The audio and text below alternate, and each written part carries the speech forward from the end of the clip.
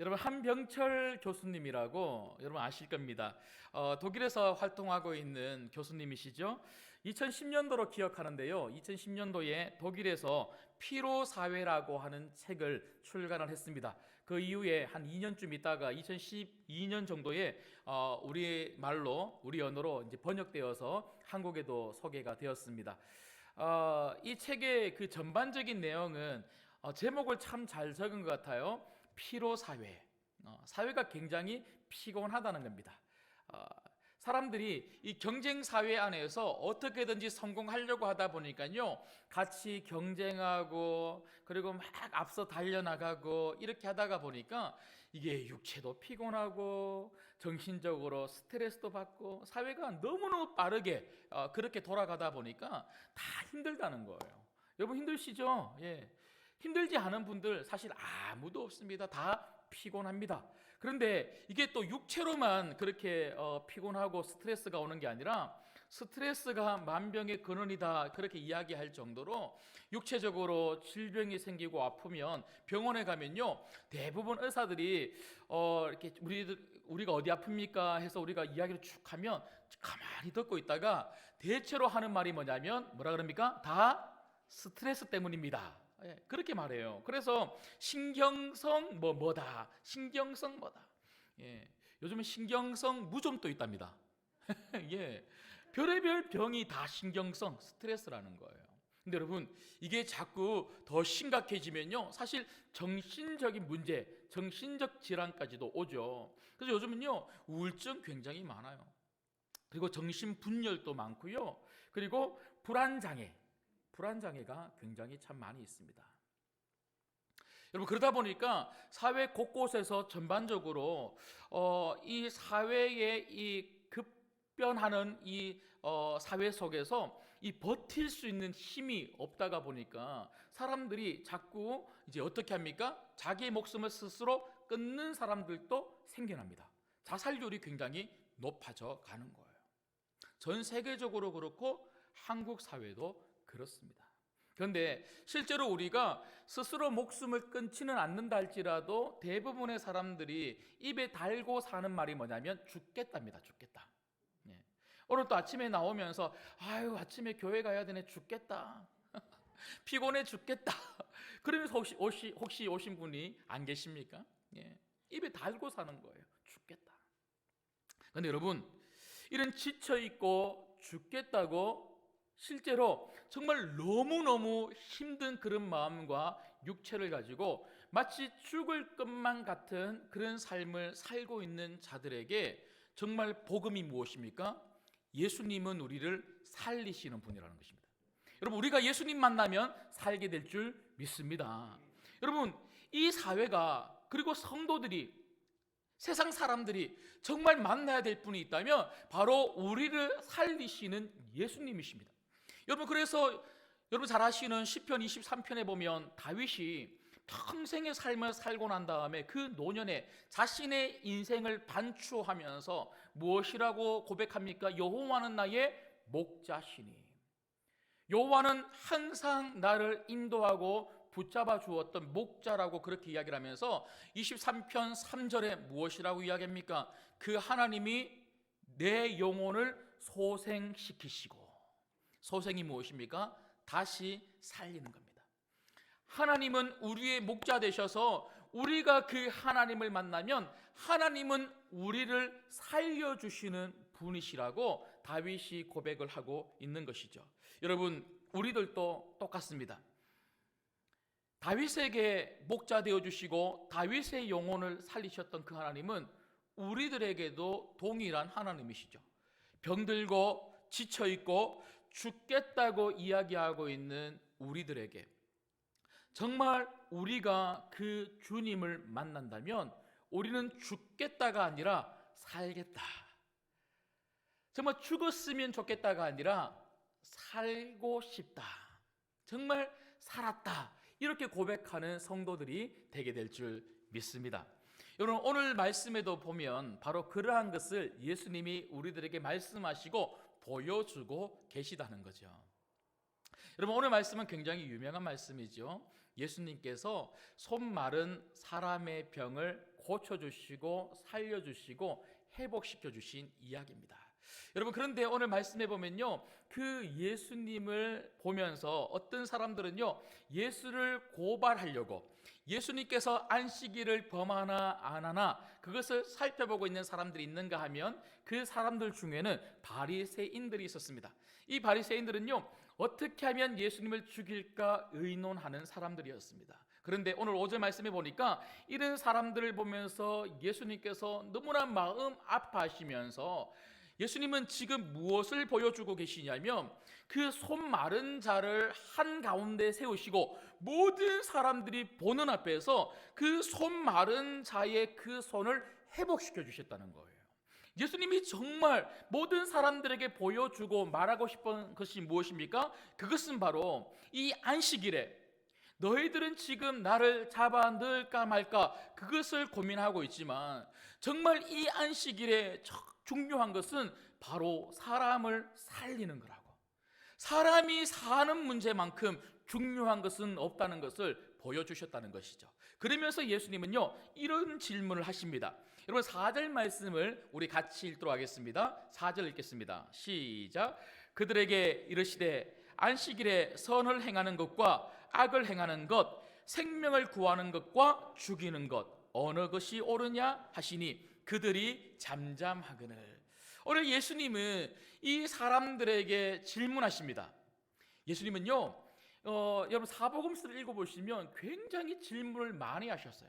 제자들에게도 질문을 하셨지만 말씀을 들으러 온 수많은 사람들 무리들에게 예수님은 질문하시면서 그 질문에 대한 대답, 그 대답을 잘 붙들기를 원하셨다는 것이죠. 여러분, 예수님께서 하신 그 질문이 무엇입니까?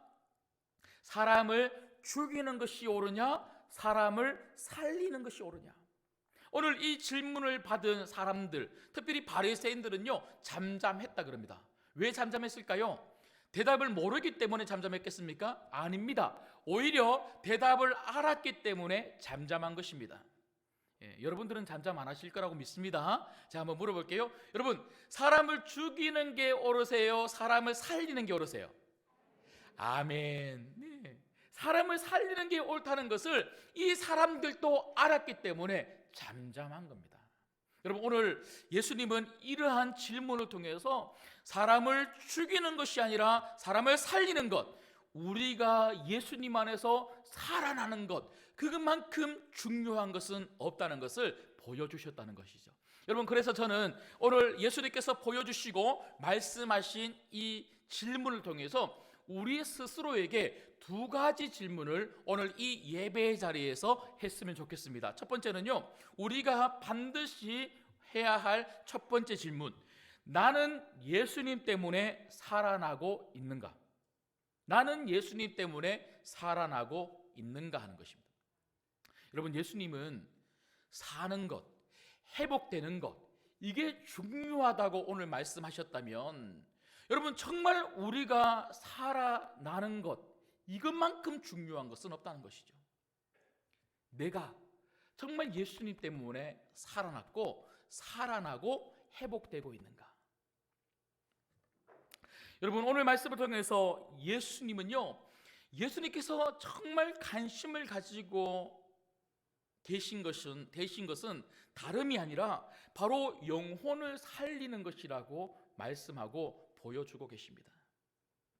여러분, 지난 주일도 부활 주일이었고요. 그 전 주간은 고난 주간을 저희가 함께 보냈습니다. 십자가와 부활을 저희가 함께 묵상하면서 그 십자가와 부활의 핵심이 무엇이었습니까? 그것은 살리는 것이었습니다. 예수님은 우리를 살리기 위하여 십자가로 가셨고 우리를 영원히 살아있는 사람들로 만들기 위해서 부활하셨다는 것이죠. 여러분, 그래서 에베소서 2장 1절에 바울은 이렇게 이야기합니다. 여기서 그는 예수님이십니다. 예수님은 허물과 죄로 죽었던 너희를 살리셨도다. 우리는 예수님 때문에 살아난 성도가 된 줄 믿습니다. 여러분, 그래서 신앙의 핵심이 뭡니까? 사는 겁니다. 신앙의 핵심은 예수님 안에서 날마다 생명력 있는 신앙을 가지고 살아있는 것. 예수님이 나를 살리셨으니 더 이상 우리는 죽은 영혼으로 사는 것이 아니고 살아난 영혼으로 날마다 예수님 안에서 생생한 신앙을 가지고 살아가는 것. 이것만큼 중요한 신앙의 핵심은 없다는 것이죠. 여러분, 그래서 오늘 본문 5절 말씀에도 보면 예수님께서 안식일에 이 손 마른 자를 중앙에 세우시고 지금 예수님은 그 손 마른 자의 손을 회복시켜 주셨다, 그렇게 말씀하고 있습니다. 오늘 이 이야기는 지금 어디에서 벌어지고 있습니까? 안식일에 지금 그 일이 벌어지고 있습니다. 여러분, 안식일에 가장 중요한 것은 바로 이렇게 살아나는 것, 회복되는 것이라고 말씀하고 있는 것이죠. 여러분, 특별히 우리는 어디에서 회복을 경험하고 있습니까? 오늘 이 안식일 회당에서 이 손 마른 자가 회복함을 얻었던 것처럼 우리는 이 예배의 자리에서 회복을 얻게 될 줄 믿습니다. 여러분, 그래서 우리의 초점은 무엇이 돼야 됩니까? 이렇게 예배를 드리면서 그냥 교회에 왔다, 예배를 드리고 있다, 예배의 순서에 맞게끔 하나하나 드려가면서 이 말씀을 들으면 찬송가 620장을 하고 목사님 축도로 예배를 마치겠지, 그러면 나는 온전한 주일 성수를 했네, 이게 중요한 게 아니라는 거예요. 우리는 예배의 순서를 향하여 나아가는 자들이 아니라 회복을 위하여 나아가는 자들입니다. 여러분, 그래서 모든 순서들을 통해서 우리가 정말 집중하고 우리 스스로에게 물어봐야 되는 것은 무엇이냐면, 나는 지금 예수님을 만나고 있는가? 그 예수님 때문에 내 영혼은 회복되고 있는가? 예수님 때문에 이 생명이 살아있는 생명으로, 펄떡펄떡 뛰는 생명으로 회복되고 있는가? 여러분, 이 시간을 통해서 우리는 그것을 늘 사모하고 늘 집중하면서 오늘 드려지는 이 예배, 찬양, 말씀, 기도, 이 예배를 통해서 내가 살아나고 있는지 없는지를 우리는 주목해서 바라봐야 된다는 거죠. 여러분, 코로나가 터지고 2년이 넘는 시간 동안 제일 안타까운 것은 다른 게 아니고 예배입니다. 예배를 우리가 함께 모여서 드리지 못하고, 성도님들께서 각자의 삶의 자리에서 어쩔 수 없어서 우리가 다양한 방법으로 예배를 드리라고 안내도 해드리고, 그리고 우리 교회가 그동안 하지 못했던 예배를 영상으로 송출하는 방법으로 가정에서 예배를 드리도록 했습니다. 그러나 우리 장로님 기도하셨던 것처럼 너무나 감사하게도 방역의 이 지침이 다 해제되면서 오늘부터는 예배를 다 오실 수 있도록 이제 국가적으로 허락이 된 거예요. 지난 주간에 급하게 어느 연구소에서 이렇게 방역이 해제되면서 이제 예배가 이번 주부터 회복이 될 건데, 과연 각 교회마다 몇 프로나 예배가 회복이 될까? 성도님들께서 얼마나 많이 오실까? 그게 조사한 기록이 있더라고요. 보니까 대체로 하시는 말씀이 60%에서 79% 정도 성도님들이 오시면 많이 왔다, 그렇게 이야기를 하시더라고요. 여러분, 우리 교회는 몇 명이나 오셨을 것 같습니까? 그런데 그 데이터가 비슷한 것 같아요. 제가 얼핏 봐도 한 60%에서 한 65% 정도, 1부, 2부 합치면 그 정도 회복이 되는 것 같습니다. 더 많이 오실 줄 믿습니다. 가면 갈수록 더 많이 우리 성도님들이 오실 줄 믿습니다. 근데 여러분, 성도님들이 많이 오는 것도 중요하고 한 명도 빠짐없이 2년 전에 드렸던 그 예배의 인원수만큼, 그리고 새롭게 오신 가족들이 다 같이 이곳에 와서 함께 예배 드리는 것도 참 중요하지만, 그저 이 교회에, 우리 신광교회 예배에 오시라고 말씀을 드리는 것이 아니고 왜 와야만 하는가 하는 것이죠. 왜 와야만 합니까? 우리가 왜 이렇게 예배가 회복되었기 때문에 다시 와서 예배를 드려야 되냐면, 우리는 예배를 통해서 예수님을 만나는 것이고, 이 예배를 통해서 우리는 회복함을 얻기 때문에 그렇습니다. 우리 예배를 통해서 우리 영혼의 회복함을 우리가 얻지 못한다면, 믿음으로 다시 일어서지 못한다면 한 주간의 삶을 절대로 은혜롭게 보낼 수가 없어요.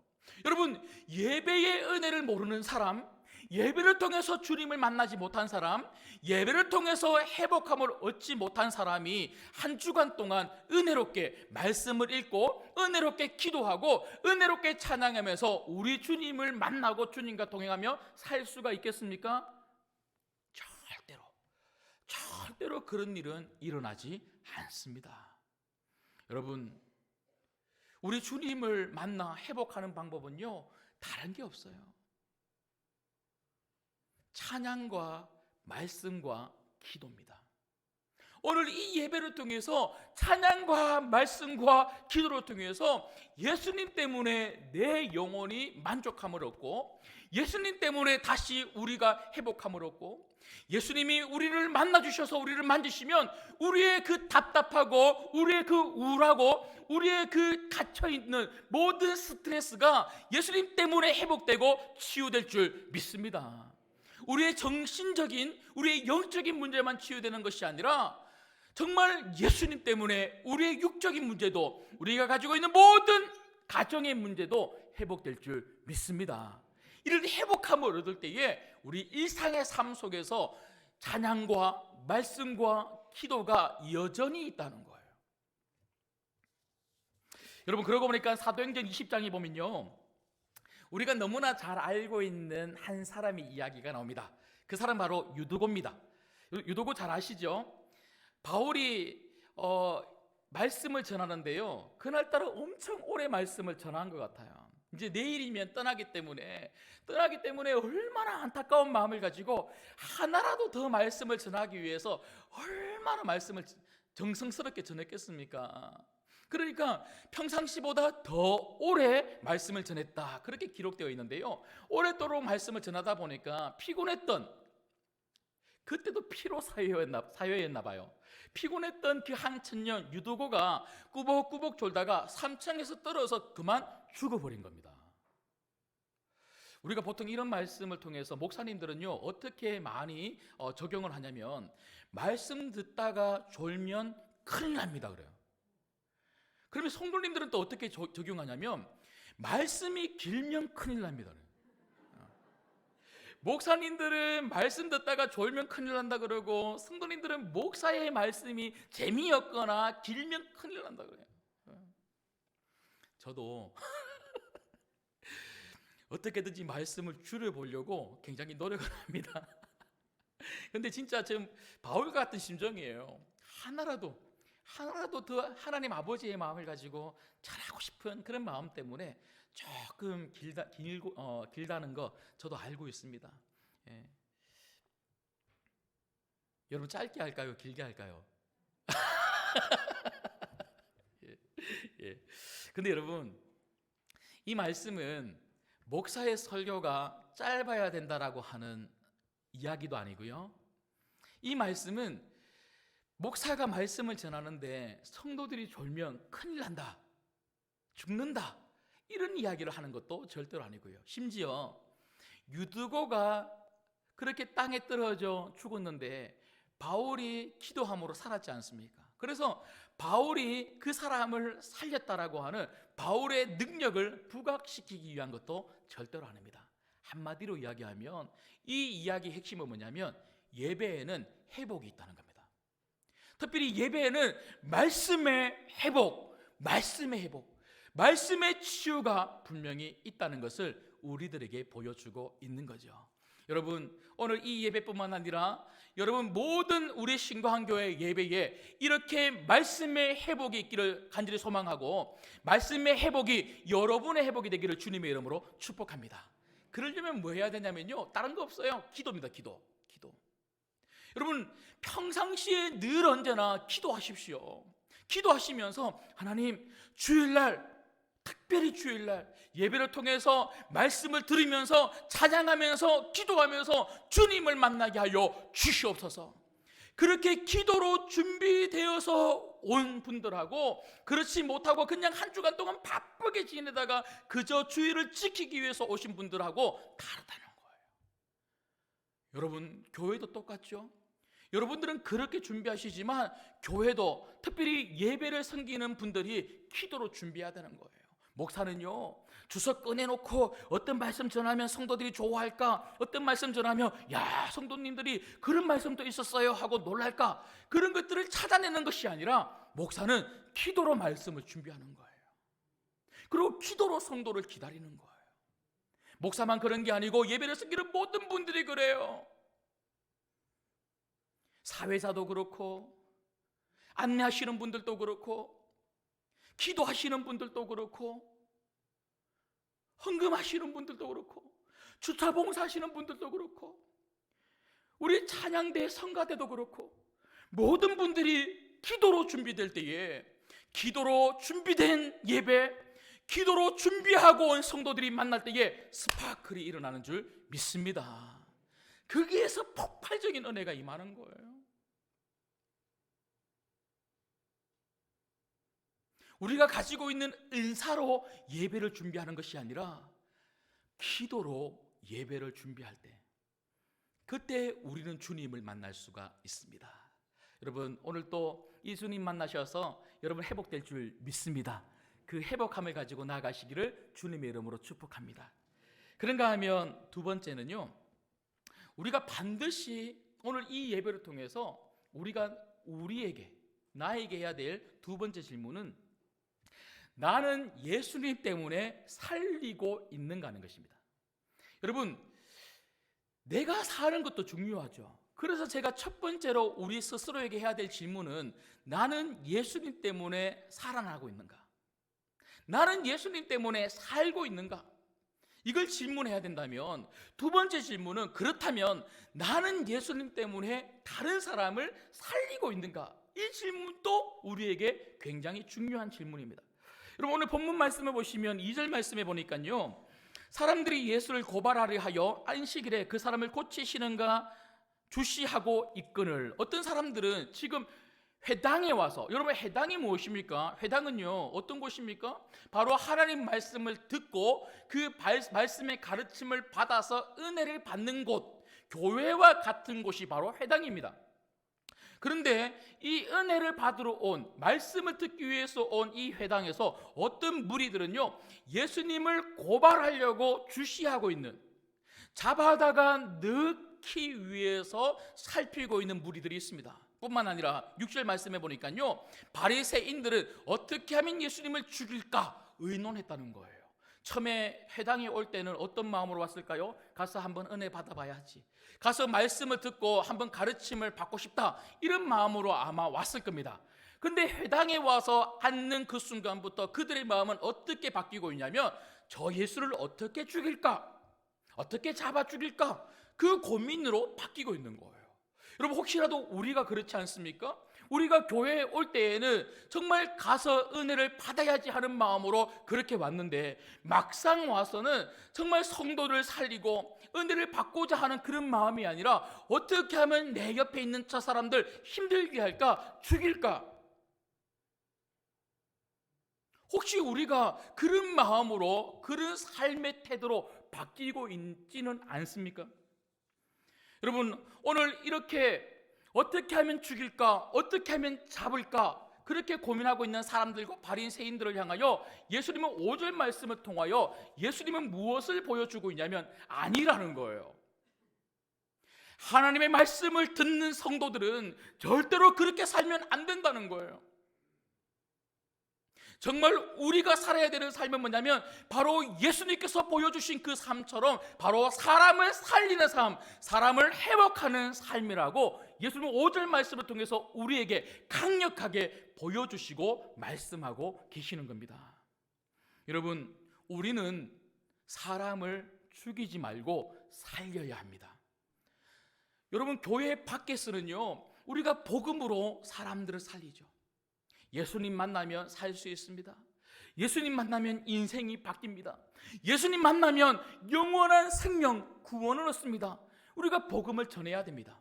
뿐만 아니라 교회 안에서도 내 옆에 있는 성도들을 살리는 성도가 돼야 되는 거예요.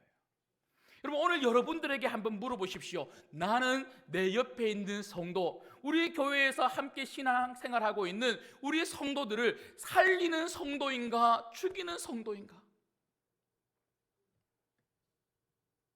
여러분, 교회는 그리스도의 몸이라고 제가 끊임없이 말씀을 드렸습니다. 여러분, 그리스도의 몸이라는 것은 여러분 한 사람 한 사람이 그리스도의 몸, 교회인 줄 믿습니다. 그 다음에 여러분들을 통하여 드러나야 되는 것이 무엇입니까? 예수님이십니다.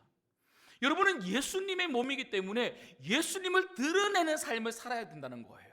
우리가 나를 드러내는 것이 아니라, 내 본성을 드러내는 것이 아니라 예수님을 드러낼 때 나의 말과 행동 때문에, 예수님을 드러내는 삶 때문에 내 옆에 있는 성도들이 사는 겁니다. 특별히 여러분, 우리를 통하여 무엇이 드러나야 합니까? 바로 예수님의 성품입니다. 여러분, 신앙이 좋은 사람은요, 믿음이 좋은 사람은 다른 게 아니에요. 성품이 좋은 사람이에요. 우리가 예수님을 믿으면 무엇이 바뀌어야 됩니까? 시간이 가면 갈수록 우리 안에 예수님 성품이 구현되어야 한다는 것이죠. 여러분이 처음 예수님을 믿었을 때보다 지금이 더 예수님 닮은 성품이 나오고 있습니까? 예수 믿는 성도들은, 그리스도인들은 성품이 좋아야 돼요. 여러분, 그래서 마태복음 11장에 보면 예수님께서 이렇게 말씀하시죠. 나는 마음이 온유하고 겸손하니 나의 멍에를 메고 내게 배우라. 예수님은요, 온유하고 겸손하니까 내게 와서 그 겸손과 온유를 배우래요. 우리가 오랫동안 예수님을 정말 믿었다면, 예수님으로부터 예수님의 말씀을 들었다면, 예수님의 말씀을 통해서 우리가 배웠다면 우리 안에 이 온유와 겸손이 드러나야 될 줄 믿습니다. 그래서 성도들은요, 절대로 날카로우면 안 돼요. 성도들은 공격적이지 않습니다. 막 퍼붓지 않아요.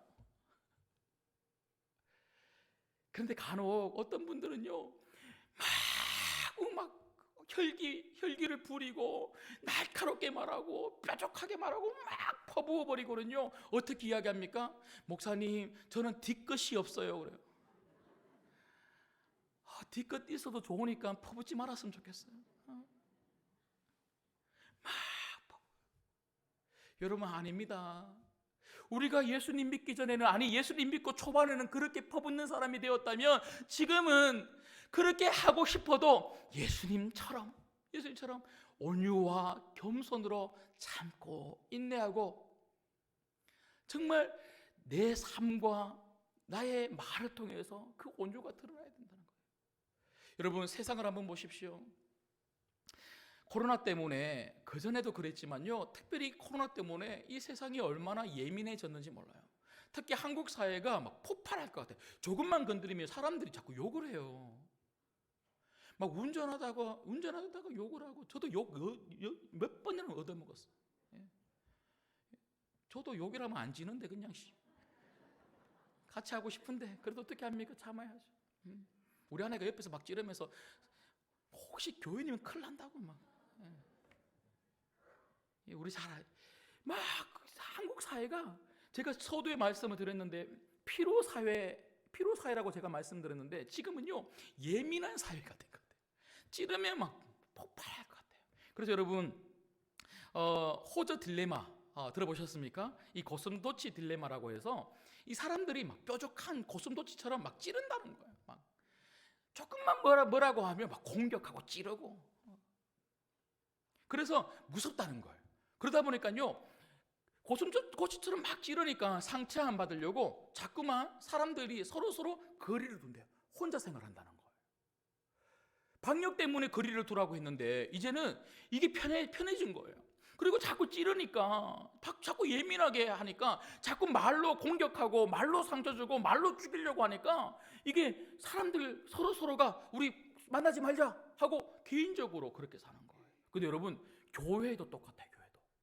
교회도 교회 오면 뭔가 같이 하는 게 재밌고, 같이 또 예배 드리는 것은 은혜롭고, 같이 섬기는 것이 너무 행복하고 그렇게 해야 되는데 자꾸만 찌르고 힘들게 하니까 그냥 교회 가서 섬기지 말지 뭐. 섬기면 뭐해. 열심히 한다고는 했는데 돌아오는 것은 상처밖에 없고 그냥 나 혼자 그냥 교회 다니지 하고 자꾸만 성도님들께서 혼자 신앙생활하는 분들이 많아지고 있습니다. 특별히 여러분, 우리가 예수님의 성품을 드러내야 된다고 제가 말씀을 드렸는데, 우리가 예수님의 성품 중에 특별히 이 성품을 무엇을 통해서 드러내야 되냐면 바로 말로 드러내는 겁니다. 예수님의 성품이 가장 직접적으로 전달되는 것은 성도들의 말입니다. 말. 우리는 말로 사람을 죽이고 말로 사람을 살리기도 합니다. 성도는 말이 달라야 돼요. 여러분, 그래서 야고보는 이렇게 이야기하죠. 혀는 능히 길들일 사람이 없나니 쉬지 아니하는 악이요, 쉬지도 않고 악을 막 뿜어낸다는 거예요. 죽이는 독이 가득한 것이니라. 독, 그 혀에서 나오는 독, 그 독을 맞으면 온몸에 퍼져서 우리를 죽인다는 거예요. 사람들의 말이 그만큼 악하다는 겁니다. 여러분, 그래서 우리의 말은요, 성령 안에서 다스려져야 되는 거예요. 그래서 우리 옆에 있는 분들에게 늘 온유와 따뜻한 그런 말들로 우리 성도님들에게 격려하고 칭찬하고, 그래서 서로 만나면 자꾸 힘이 생겨야 돼요. 여러분, 성도는요, 만나면 서로 보면 힘이 생겨야지 힘을 빼면 안 된다는 거예요. 여러분, 저는 정말 기도하고 소망하는 것 중에 우리 성도님들께서 박성호 담임 목사를 만나면 힘이 생겼으면 좋겠습니다. 제가 지난 주간에도 이제 본격적으로 우리 대신방을 하면서 제가 너무 행복한 것 중에 하나가 뭐냐면 성도님들께서 힘을 얻는다는 거예요. 그리고 힘을 얻을 수 있도록 말씀을 전하고 기도하고 그렇게 오면요, 이게 너무너무 감사한 거예요. 동일하게 저도 여러분 만나면 힘이 생겼으면 좋겠습니다. 정말 여러분 만나면 힘이 생겨요. 이게 행복한 공동체 아닙니까? 성도가 성도끼리 만났을 때 힘이 생기고, 목사가 성도들 만나면 너무너무 좋다 그러고, 목사가 어디 가갖고 나는 교회만 나오면 너무 행복해 이러면 되겠습니까? 성도님들께서 나는 우리 담임 목사만 안 보면 행복해. 여러분, 우리 교회는 서로 힘을 주는 그런 공동체가 되기를 주님의 이름으로 소망합니다. 교회는 함께 있을 때 행복해야 되는 거예요. 그래서 우리 서로 힘을 주고 서로 살리는 말을 하고 서로 살릴 수 있도록 우리가 도와줄 때에 그런 성도들이 있는 그런 공동체를 통해서 하나님이 영광을 받으시고, 하나님은 그런 공동체를 통하여 세상을 살리는 복된 복음을 전하는 하나님 나라 펼치는 귀한 공동체로 만들어 주실 줄 믿습니다. 말씀을 맺겠습니다. 여러분, 생명만큼 중요한 건 없어요. 돈이 아무리 많으면 뭐합니까? 좋은 직장을 다니고 스펙이 아무리 좋고 우리 집이 30평, 40평, 50평 좋은 아파트에 살고 이게 뭐 그렇게 중요해요? 내가 사는 것만큼 중요한 게 어디 있습니까? 여러분, 우리가 어떻게 삽니까? 특별히 우리의 영혼, 우리의 마음이 어떻게 회복됩니까? 예수님 만나면 회복될 줄 믿습니다. 그 예수님 어디서 만납니까? 우리 일상의 삶 속에서 세 가지 제가 말씀을 드렸습니다. 다른 방법은 없어요. 말씀과 기도와 찬양입니다. 성도는 이것만 하면 돼요. 일상의 삶 속에서 말씀과 찬양과 기도를 통해서 주님의 임재를 강력하게 느낄 때 우리는 살아있는 성도가 될 수 있어요. 무엇보다 주일 예배, 이 주일 예배를 통해서 역시나 찬송과 말씀과 기도, 이 예배를 통해서 우리가 주님 만나면 우리의 모든 답답한 마음의 문제, 영적인 문제, 우리 가정의 문제가 말끔하게 예수님 때문에 회복되고 치유받게 될 줄 믿습니다. 오늘 그렇게 되기를 주님의 이름으로 축복합니다. 왜 그렇게 치유하실까요? 우리도 저 세상을 치유하는 성도가 되기를 원하시기 때문에 그렇습니다. 내가 병들었는데, 내 영혼이 병들었는데, 내 마음이 답답한데, 내 마음이 죽을 것 같은데, 나는 스트레스 엄청 받아갖고 정말 정신적으로 너무너무 힘든데 우리가 저 세상을 살릴 수가 있겠습니까? 오늘 주님이 오늘 이곳에서 여러분을 살려주신 이유는 저 병든 세상, 피로 사회에 나가고 예민한 사회에 나아가서 저 세상을 복음으로 살리라고 우리를 파송하는 줄 믿습니다. 오늘 또 여러분 안에 있는 살아있는 이 생명력, 예수 그리스도를 통하여 여러분 가정을 살리시고 여러분이 가는 직장과 우리 학생들은 학교와 여러분 이웃들을 살릴 수 있는 우리 모든 신광교회 성도님들 되기를 주님의 이름으로 축복합니다. 기도하겠습니다.